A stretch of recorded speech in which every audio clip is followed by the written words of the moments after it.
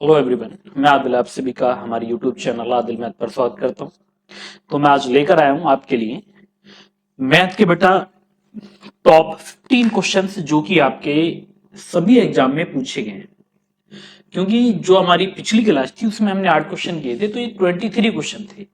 तो आज की क्लास में हम करेंगे बाकी जो हमारे 15 क्वेश्चंस बाकी हैं उन्हें करेंगे। तो सबसे पहला क्वेश्चन आपके सामने है। और बेटा सभी जो भी आप वीडियो को देख रहे हैं, जो हमारा टेलीग्राम चैनल है उसका लिंक वीडियो के डिस्क्रिप्शन में आपको दिया है, तो आप वहां से जाके उसे ज्वाइन कर सकते हैं, या फिर आप सीधा टेलीग्राम पर जाइए और वहां पर सर्च करेंगे आदिल सर, तो ये आपको मैथ्स बाई आदिल सर आपको टेलीग्राम मिल जाएगा। तो ये जो क्वेश्चन मैं करा रहा हूं ना, इसकी पीडीएफ आपको हमारे टेलीग्राम चैनल पर ही मिलने वाली है। दूसरा जो हमारा टीचिंग ऐप है आदिल मैथ्स, तो बेटा आप लोग या तो प्ले स्टोर से जाके इसको इंस्टॉल कर लें, या फिर आप इसको डायरेक्ट वीडियो के डिस्क्रिप्शन में इसका भी लिंक दिया गया है, तो वहां से जाकर आप इसको इंस्टॉल कर सकते हैं। तो सबसे पहले जो आपके सामने ये पहला क्वेश्चन है बेटा, इसी को बना लेते हैं और देखते हैं इस क्वेश्चन का आंसर हमारा क्या बनेगा या आप इसको कैसे कर पाएंगे। देखिए हमें दिया है पी पहले घंटे में 50 किलोमीटर की गति से यात्रा करता है और अगले 2 घंटों में 70 किलोमीटर प्रति घंटा की गति से यात्रा करता है, तो उसकी औसत गति ज्ञात करें। तो अगर इस क्वेश्चन को आप हल करेंगे तो बेटा सबसे पहले ये बात याद रखिए कि जब कभी आप एवरेज स्पीड निकालते हैं, कि कभी भी अगर आपको एवरेज स्पीड निकालनी यानी औसत चाल अगर आपसे पूछा जाए या औसत गति आपसे पूछे, तो बेटा औसत गति बराबर होता है टोटल डिस्टेंस यानी कुल दूरी बटा कुल समय, टोटल डिस्टेंस अपॉन में टोटल टाइम होता है। अब क्वेश्चन को अगर आप ध्यान से देखेंगे तो आपको ये पता लगेगा कि सर हमें दिया है एवरेज स्पीड अगर हम निकालें तो यहां पर ये 1 घंटा चला 50 की चाल से। अब 1 घंटा अगर ये 50 किलोमीटर प्रति घंटा की चाल से चलेगा, तो इसका मतलब यानी जो चाल होती है ना, वो अगर किलोमीटर प्रति घंटा में, तो 1 घंटे में चलेगी दूरी। तो दूरी यहां पर कितनी 50, इसके बाद 2 घंटे 70 की चाल से चला तो बेटा कितना चला होगा 140। समय कितना 1 + 2 3 घंटे, तो ये कितना आ जाएगा 190 बटा 2 और 1 3 आ जाएगा। तो ये काम आपको करना है, तो डिवाइड कर लें तो ये आएगा 63.33 किलोमीटर प्रति घंटा। तो ये आपका फाइनल आंसर बन जाएगा। चलिए इसके बाद नेक्स्ट क्वेश्चन की ओर चलते हैं। क्वेश्चन नंबर 10, और 10 को हम देखेंगे कि आखिर हम क्वेश्चन नंबर 10 को कैसे कर सकते हैं। ठीक है, इसको करने का जो तरीका है हमारा वो क्या होने वाला है। ये दिया एक दुकानदार किसी वस्तु पर 160 रुपए अंकित करता है, 10% का बट्टा देने के बाद 20% का लाभ होता है, तो वस्तु का क्रय मूल्य ज्ञात करें। देखो आपको दो बातें याद रखनी है। पहली तो ये कि जब आप कोई वस्तु बट्टे पर बेचते हो तो जो बेचने वाला प्राइस होता है बेटा वो सेलिंग प्राइस होता है। आप कोई वस्तु लाभ या हानि पर बेचेंगे तब भी वो सेलिंग प्राइस आपको मिलता है, तो ये आपको याद रखना है। तो सबसे पहले आपने ये देखा कि सर हमें जो क्वेश्चन में दिया है, हमें जो क्वेश्चन में जानकारी दी गई, हमें क्या दी गई, हमें दिया है कि सर यहाँ पर जो एमपी हमें दिया है अंकित मूल्य वो 160 रुपए दिया गया और इस पर हमने बट्टा कितना दिया 10% यानी 10 का, तो हम इसे बेचेंगे 160 का 90%, तो ये हमारा सेलिंग प्राइस होगा। इसके बाद कि जो हमारा सीपी है इस पर हम वस्तु को बेचते हैं तो हमें इस पर लाभ होता है 20% का, तो हम इसको बेच रहे हैं बेटा कितने में 120 में, तो ये भी सेलिंग प्राइस होगा, ये भी, दोनों को आपने बराबर रख दिया। अब आपने देखा कि सर ये 30 से कटेगा 4 बार और बेटा 30 से 90 कटेगा 3 बार, तो अगर आपने 4 से 160 को डिवाइड किया तो 4 चौक 16 होते, और यहाँ पर अगर आप निकालें सीपी तो बेटा सीपी आ जाएगा 40 दिया 120 120। तो यहाँ पर जो हमारा लागत मूल्य है वो कितना 120 रुपए होगा, तो ये आपको यहाँ पर ज्ञात करना था। ठीक है, इस तरह से ये हो जाएगा। अब इसमें देखो एक तो तरीका ये है कि आप ये कर, बहुत से बच्चे होते हैं कि रेशो मेथड लगाते हैं। एक और तरीका होता है कि बेटा आप रेशो मेथड ना लगा के डायरेक्ट आपको क्या करना है, आपको सीधा एक रिजल्ट याद कर लेना है कि जब कभी आप सीपी और एमपी का रेशो निकालें, बेटा जब भी आप सीपी एमपी निकालें तो जो सीपी होता है बेटा ये होता है 100 माइनस डी, यानी जो भी डिस्काउंट होता है परसेंट में वो घटा दीजिए। उसके बाद बेटा जो एमपी होगा, जो भी आपका लाभ होगा परसेंट में, प्रॉफिट परसेंट, वो आप इसमें ऐड कर देंगे। ठीक है, ये काम आपको करना है। जैसे आपने 10 क्योंकि बट्टा 10 का दिया था, 100 में से 10 घटाएंगे तो ये 90 आ जाएगा, और यहाँ पर 20 से जोड़ेंगे तो बेटा 120 आ जाएगा। रेशो अगर बना लें इसका तो ये बनेगा 30 या 90 और 30 चौका 120 होते। तो अगर अंकित मूल्य 4 रुपए होता तो हमने इसको कितने में खरीदा होगा?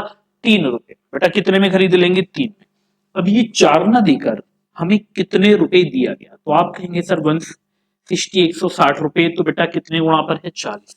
तो आप सीपी का भी 40 गुणा कर दें तो आपका आंसर कितना आएगा? 40 या 120, 120 आ जाएगा। तो बस ये काम आपको करना था, समझे? इस तरह से आप इसको बना देंगे। अब चलते हैं इसमें क्वेश्चन नंबर 11 और देखेंगे बेटा क्वेश्चन नंबर 11 को आप कैसे कर पाएंगे, यानी इस क्वेश्चन को करने का जो हमारा तरीका है आखिर वो कौन सा है, या इसको करने का जो सबसे शॉर्ट मेथड हो सकता है वो आपको देखना होगा। एक बार देखिएगा, ये कह रहा ए और बी एक साथ काम को 40 दिन में पूरा करते हैं, उनकी कार्य क्षमता का अनुपात 8:5 है।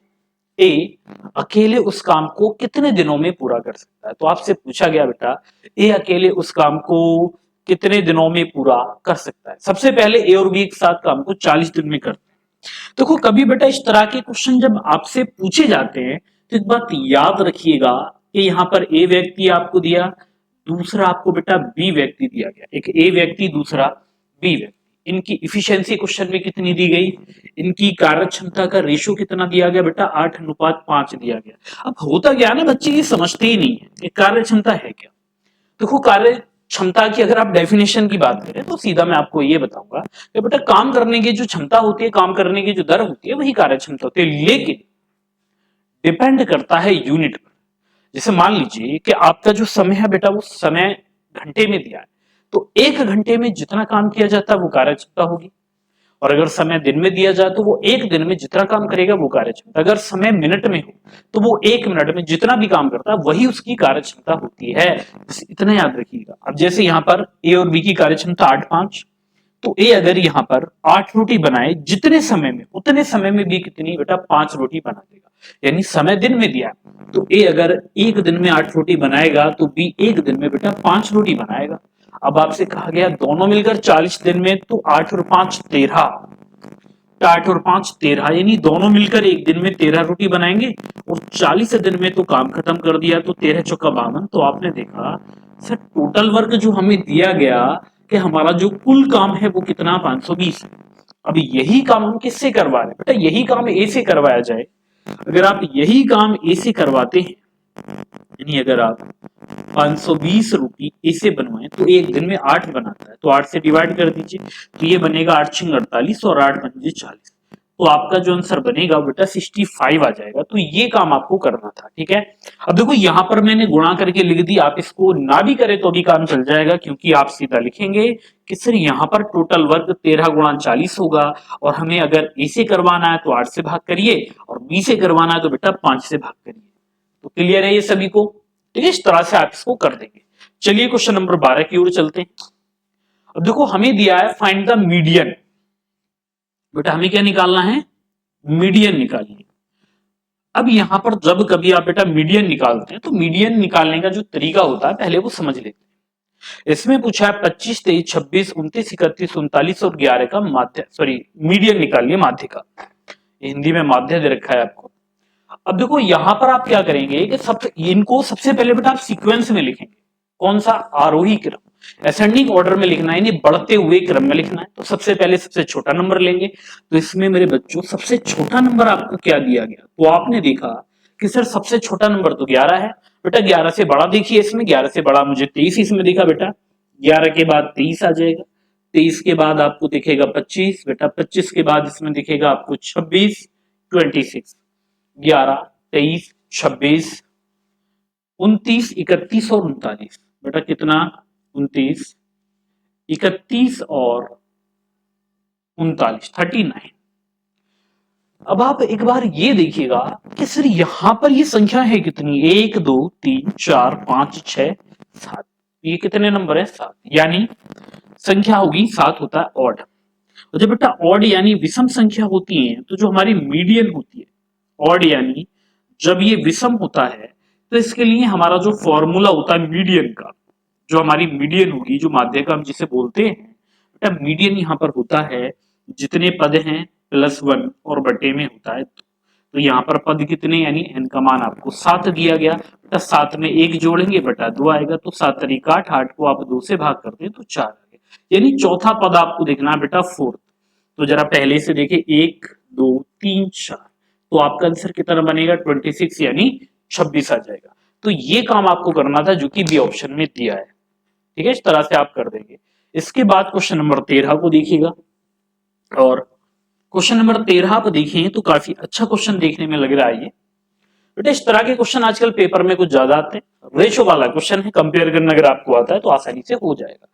आपको दिया एक 20 मीटर लंबी सीढ़ी जमीन से अच्छा, ये तो हाइट एंड डिस्टेंस का क्वेश्चन आ गया, 60 डिग्री का कोण बनाते हुए दीवार के सहारे खड़ी है, तो सीढ़ी के तल और दीवार के बीच की दूरी ज्ञात करिए। तो हमें क्वेश्चन दिया गया, हमें बेटा क्वेश्चन दिया गया ऊंचाई दूरी का। तो पहले आप क्या कर लें बेटा, एक राइट एंगल ट्राइंगल यानी समकोण त्रिभुज आप बना लीजिए। कभी भी ऊंचाई दूरी का सवाल आए तो उसमें कौन से हमारे त्रिभुज का काम होता है बेटा, या त्रिकोणमिति में कौन सा होता है, राइट एंगल ट्राइंगल का होता है, ठीक है। अब यहां पर आपने देखा कि सर ये जो होगा, हमने माना बेटा ये सीढ़ी है और ये दीवार है हमारी, ये वाली है दीवार, तो ये दीवार के सहारे खड़ी है और ये हमें दीवार यानी सीढ़ी कितनी दी गई बेटा, 20 मीटर लंबी हमारी सीढ़ी थी। देखो यहां से ये जो तल है और ये जो सीढ़ी है बेटा, इनके बीच का जो एंगल है वो कितना 60 डिग्री दिया गया। अगर आपने कभी भी ऊंचाई दूरी पढ़ा है तो आपको ये पता होगा बेटा, 60 के सामने वाली भुजा √3 होती है बेटा, इसका जो बेस होता है ना वो 1 होता है। अगर यहाँ पर ये √3 होगा बेटा, ये 1 होगा, तो ये जो सीढ़ी होगी ये कितनी होगी 2। लेकिन मेरे बच्चों ये दोना देकर 20 दिया गया, तो कितने गुणा पर 10, तो यहाँ पर ये सीढ़ी का तल और ये बेटा दीवार, तो दोनों के बीच की दूरी 1 में 10 से मल्टीप्लाई कर दें तो आपका जो आंसर है वो कितना 10 मीटर आ जाएगा। तो बस इतना काम आपको करना था। तो क्वेश्चन में केवल और केवल बेटा रेशो का खेल था, आपको याद है तो हो जाएगा, ये ऑप्शन आपका आंसर यहाँ पर बन जाएगा। चलिए इसके बाद क्वेश्चन नंबर 14 की ओर चलते हैं। क्वेश्चन नंबर 14 आप देखेंगे और जरा अच्छे से क्वेश्चन को देखा जाएगा, ये तो ज्यादा ही बड़ा क्वेश्चन आ गया। ये था 8 के प्रथम 20 गुणजों का औसत ज्ञात करिए। बेटा कभी भी एवरेज आए, गुणज होते क्या, मल्टीपल गुणज होते हैं। जैसे पहला गुणज निकालें तो 8 में 1 से गुणा करिए, आपसे कहा 8 का दूसरा गुणज, तो बेटा 8 में 2 से गुणा कर दो, 8 दूनी 16।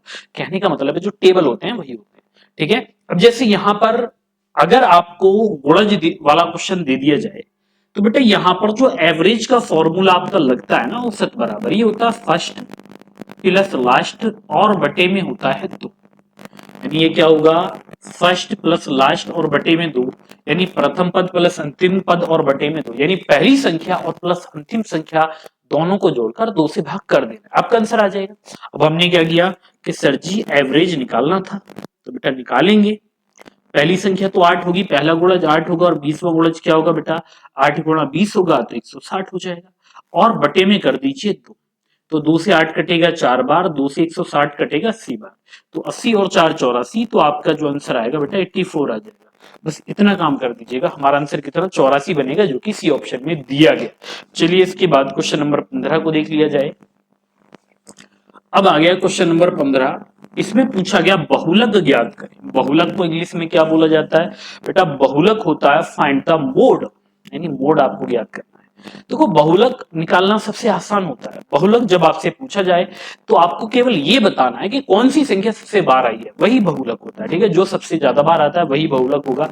अब यहाँ पर आपने देखा 72 दिया है बेटा, 74 75 76, अब सारी चेक मत करो, आप ऑप्शन पर जाइए। आप ये देखो सर ऑप्शन में 72 दिया गया, 73 दिया गया, 74 और 75, आपको 72 दिया है बेटा, इसके बाद आपको एक 73 दिया है, 73, आपको 74 भी दिया है और आपको 75 भी दिया है। अब आप ना काउंट कर लो 72 कितना, क्वेश्चन आपके सामने, तो 72 बेटा स्टार्टिंग में दिया है केवल एक बार आया, तो यहां पर 72 कितनी बार आया, एक बार आया। अब जरा 73 73 को देख लीजिए, तो बेटा 73 यहां पर दिया है, तो 73 आप देखोगे तो ये 2 टाइम्स यानी 2 बार आया है।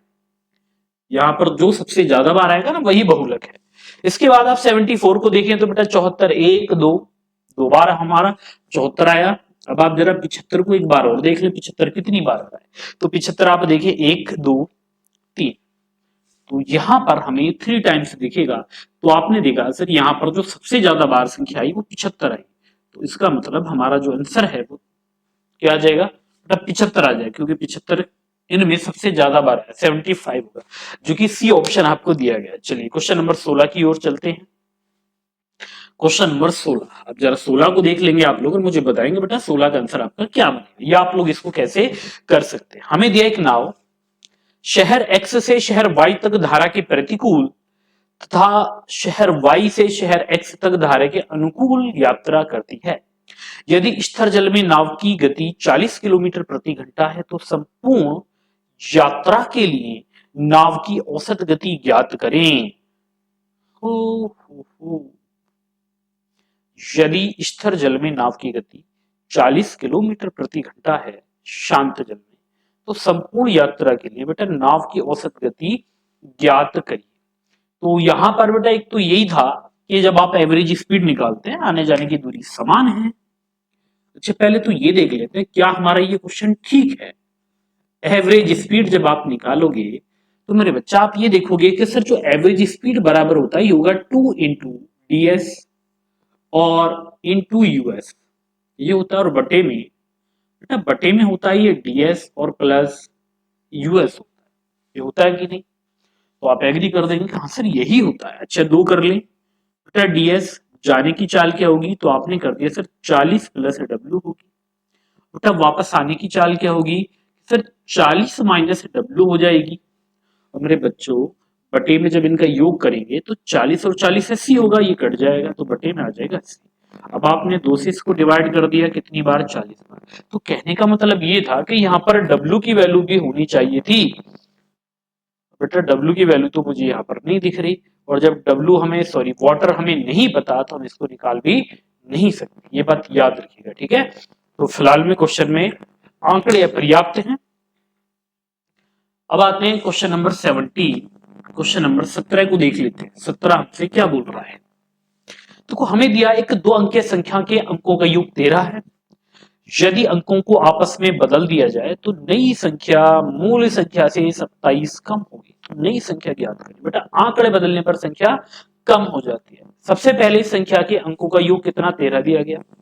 अब एक बात आपको और समझनी है जी, सबसे पहले तो ये समझें कि सर हमें जो दिया है अगर हम अंक a प्लस ए और b माने तो इनका जो योग है वो कितना दिया गया 13 दिया गया। अच्छा जी बेटा अगर हम इनका डिफरेंस निकालने लग जाए, अगर हम इनका अंतर निकालें अंकों का, तो ये जो 27 आपको दिया इसको आप 9 से डिवाइड कर दो तो आप देखोगे सर ये तो 3 आ रहा है निकल के। बेटा कितना आ रहा है 3।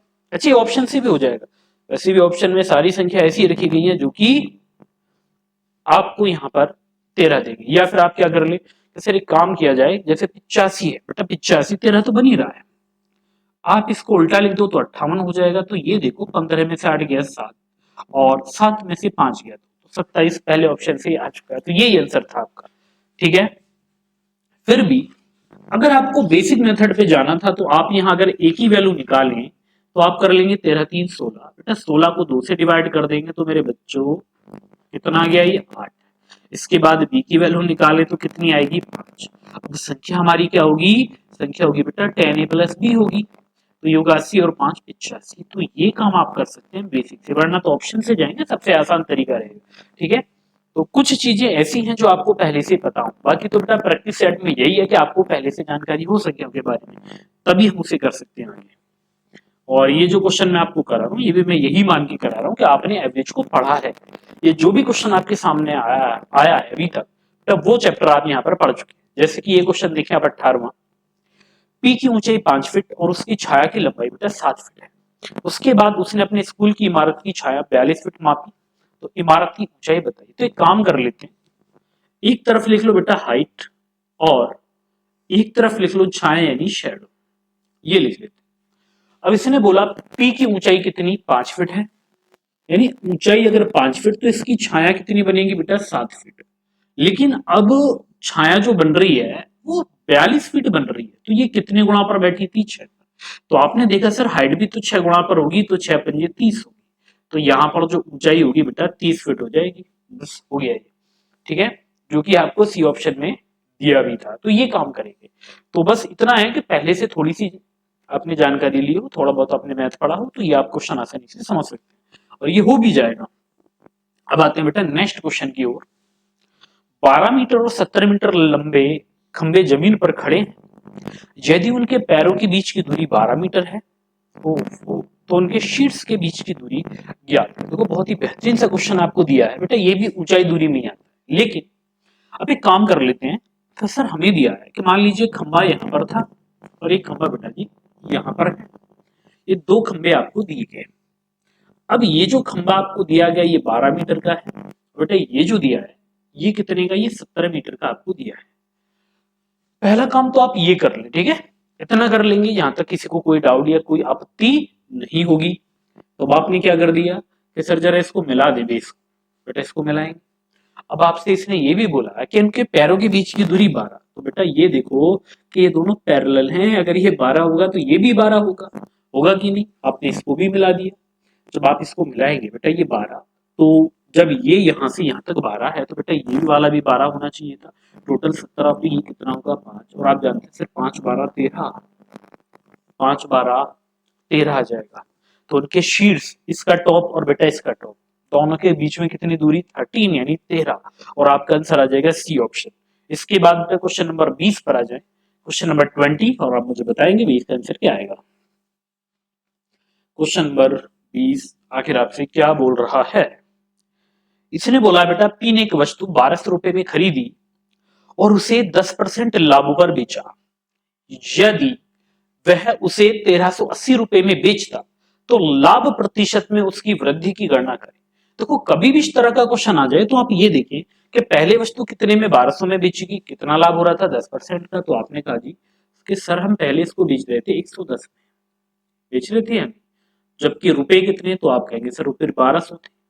लेकिन बेटा आप रुपए कितने, क्योंकि जब आप रुपए से रुपए काटोगे तब जाके परसेंट मिलेगा आपको, तो ये समझ लेना कितने दिए गए 1380 आपको दिए गए। ठीक है, ये काम आप करें तो आपने एक जीरो बेटा यहां से काट दी, एक जीरो आपने यहां से काट दी, फिर आपने इसको डिवाइड करके देखा कि सर ये डिवाइड हो किससे रहा है, अच्छा 2 से काट लें, 2 छक्के 12 कर दें, और यहाँ पर होगा बेटा 2 छक्के 12 और 2 ने 18, फिर 3 से काट लेंगे तो 3 दूनी 6 और 3 से कटेगा कितना 23 बार।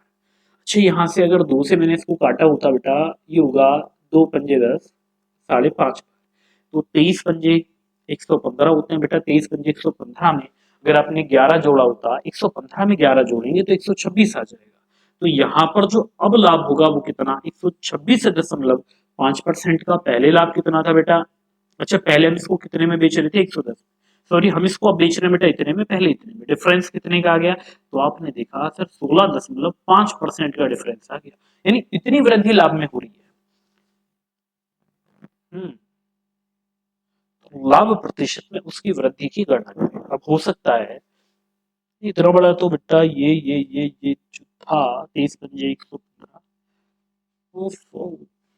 23 पंजे 115, फिर यहाँ पर 3 दूनी 6 3 3 फिर 23 पंजे 115, 115 में आपने 11 जोड़ेंगे तो 126 आ जाएगा।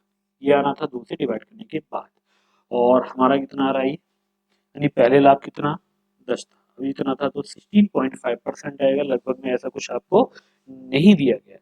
तो यहाँ पर 15 आप मान सकते हैं मैक्सिमम, अगर मान के ही चलेंगे तो अच्छे, तो यहाँ पर बेटा ये था क्वेश्चन में थोड़ा सा चेंज है। देखो हमें जो ये दिया है इसमें ये बोला है कि पी ने 1200 में वस्तु खरीदी है, पी बेटा क्या कर रहा है वस्तु खरीद रहा है और उसे 10% लाभ पर बेच रहा है।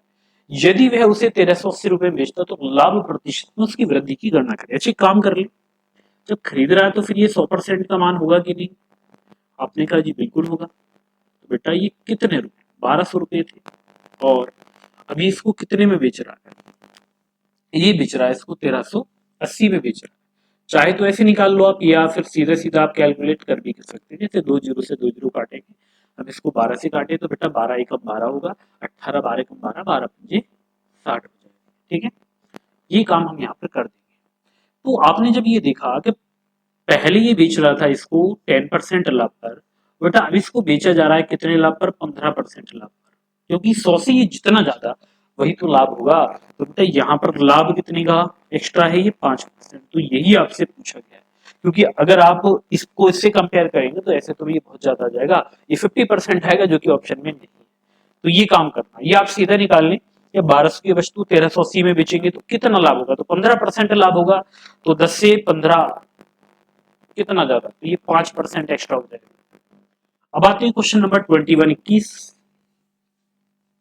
हमें दिया है 45 सेंटीमीटर इंटू 35 सेंटीमीटर आयाम वाली एक आयताकार प्लेट के कोनों से 5 सेंटीमीटर लंबाई के 4 वर्ग काटे गए, शेष प्लेट से एक खुला बॉक्स बनाया गया, तो बॉक्स का आयतन ज्ञात करिए। बेहतरीन क्वेश्चन था बेटा, इस तरह के ये वो क्वेश्चन है जो आपका जो दिमाग है ना, जिसकी सेलों में बेटा जंग लगी है, जो आजकल काम नहीं करते, ये उन्हें भी काम करने पर मजबूर कर देते हैं इस तरह के क्वेश्चन।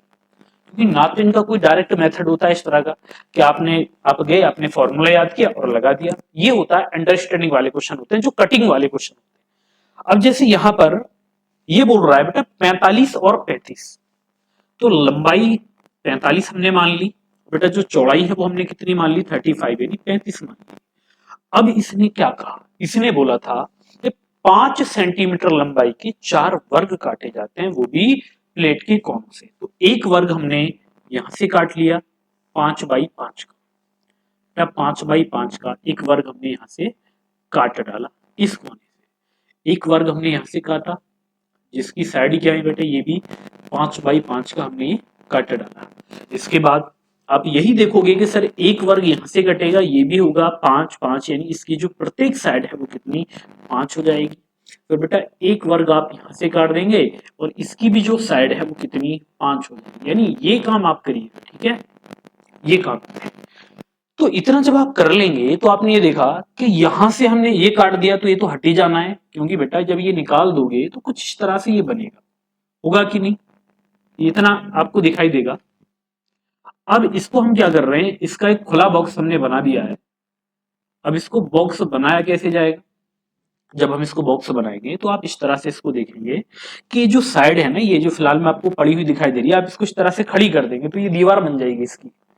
और इसके बाद बेटा ये वाली जो साइड है इसको भी आप क्या कर दें, इसको ऐसे मोड़ेंगे इस तरह से, तो ये क्या बनेगा, हमारा बॉक्स बन जाएगा। आप इधर से और एक ये इधर से। अब आप ये देखोगे जब ये खुला बॉक्स बना तो इसकी जो ये साइड थी 45 में से 5 इधर निकली बेटा, 5 इधर निकली, तो ये जो बॉक्स है हमारा ये वाला, इसकी साइड कितनी यहां पर बनेगी 35। इसके बाद ये वाली कितनी आ गई, 35 में से 10 निकाल देंगे क्योंकि 5 इधर का और 5 इधर का, तो ये बनेगा 25 बन जाएगा। और ये जो इसकी हाइट होगी इस तरह से, ये वाली हाइट कितनी होगी, होगी 5, यानी जो भी हाइट ये आपको दिख रही है। तो बस यही आपको करना था, इसमें पूछा गया था बॉक्स का आयतन बताइए। सबसे अच्छी बात है कि आयतन पूछा है, अगर आपसे इसका वक्र, इसके संपूर्ण पृष्ठ का क्षेत्रफल पूछ लेता तो बड़ी दिक्कत हो जाती, पहले बाहर का निकालते फिर अंदर का निकालते, यानी डबल साइड निकलता। अब यहां पर वॉल्यूम आपसे पूछा गया, वॉल्यूम। अब ये वॉल्यूम ये क्या बनेगा बेटा, इसमें लंबाई है, चौड़ाई है, ऊंचाई है, तो घनाभ बनेगा, तो ये होगा LBH। तो आप कर देंगे 35 और इंटू 25 बेटे, यहां पर जो हाइट है वो कितनी होगी 5। तो जब आप गुणा करेंगे तो ये बनेगा, अगर आप 35 पंजे कर ले हम 5 25, तो 5 दिया 15 और 2 17, और गुणा कर देंगे 25 से। यहाँ पर ये 25 पंजे 125 हो जाएगा, 25 सत्ते 175 और 12 187 हो जाएगा, और 25 में 18 अगर हम जोड़ दें तो ये कितना आ जाएगा 43 आ जाएगा। तो यही जो हमें मिलेगा 4375 हमारा वॉल्यूम निकल के आएगा, जो कि डी ऑप्शन में आपको दिया गया है।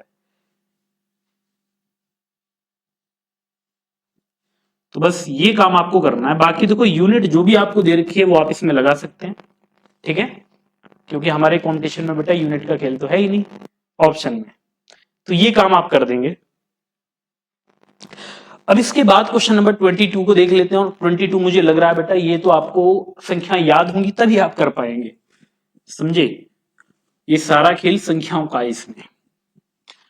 अब जैसे अगर हम क्वेश्चन को देखें तो ये था 2 वर्ष बाद राशि क्या होगी जब 80,000 रुपए का मूलधन 20% अर्धवार्षिक चक्रवृद्धि ब्याज पर दिया जाता है। तो एक बात बताइए कि बेटा जब अर्धवार्षिक, तो जो रेट होगी 20 का आधा हो जाएगी यानी 10% हो जाएगी, और जो समय था, अगर समय 2 साल का तो दुगना, यानी आप 4 टाइम्स 4 बार ब्याज कैलकुलेट करेंगे। और आपको अगर ये पता है कि रेट अगर 10% होती है तो 4 साल का जो ब्याज होता है, जब 4 बार आप ब्याज कैलकुलेट करते हैं तो बेटा वो होता है 46.41%। कितना? 46.41% ब्याज आएगा। तो आपसे केवल ब्याज ही तो पूछा गया है, तो ब्याज आप निकाल देंगे। 2 वर्ष बाद चक्रवृद्धि ब्याज पर दिया जाता है। अच्छा, राशि क्या हो जाएगी वो पूछा है, तो आप एक काम कर लें कि सर हमें जो मूलधन दिया गया ना वो 80,000 रुपये दिया गया, और मिश्र धन 100 में आप इसको जोड़ दीजिए तो ये बनेगा 146.41% और बटे में आएगा 100। जब आप इसको हटाएंगे तो बेटा ये 2 अंक पहले पॉइंट, तो 2 जीरो और बढ़ा लेंगे तो 4 जीरो से 4 जीरो कट जाएंगे, तो 8 एकम 8 आ जाएगा। तो पहले आप ये देखिए, जो इकाई अंक 8 है वो आपको एक ही ऑप्शन में दे रखा बी में, यानी 11 71 28 आपका आंसर आएगा 11 71 28। तो इतना आप कर देंगे, आपका आंसर आ जाएगा। अब ये क्वेश्चन है तो काफी लेंथी, लेकिन ये छोटा कब होगा? जब आपको ये पता था कि जो 10% होता है, अगर आप 4 साल का ब्याज निकालेंगे, 4 बार ब्याज कैलकुलेट करेंगे तो बेटा 46.41% होता है। तो खेल तो सारा इसी का था, यानी ये क्वेश्चन इतना छोटा हो जाएगा। ये सारा डिपेंड किस पे करेगा कि जो आपको चीजें पहले से याद है। इसी वजह से आप लोगों से बोला जाता है कि आप इनको याद कर लिया करें। अब आपको दिया एक निश्चित राशि को 6 वर्ष की अवधि के लिए एक निश्चित समय में दर पर निवेश किया जाता है। यदि राशि को 3% अधिक दर पर निवेश किया जाता तो उसे 900 रुपए अधिक प्राप्त होते। तो मूल राशि ज्ञात करिए, ये आपको निकालना है। अब देखिएगा, क्वेश्चन में केवल इतना बोला है, देखो जो दर है बेटा वो तो रहेगी, 3% और बढ़ा दें तो 1 साल में 3% ज्यादा मिलेंगे, तो 6 साल में मिलेंगे 18%। अब आपने देखा कि सर हमें क्वेश्चन में 900 रुपए दिए गए, तो बेटा 18 से 900 को डिवाइड कर दे और इंटू कर दीजिए 100, तो ये आ जाएगा 18 पंजे 90। तो आपका जो आंसर बनेगा वो कितना? 5000 आ जाएगा। तो बस इतना काम आपको करना था, जो कि डी ऑप्शन में आपको दिया गया है। और तो फिलहाल में इसमें इतने ही क्वेश्चन थे, और बाकी क्वेश्चन देखेंगे बेटा नेक्स्ट जो हमारा प्रैक्टिस सेट होने वाला है उसमें। बाकी इसकी प्रैक्टिस करिए आप अच्छे से, पीडीएफ आपको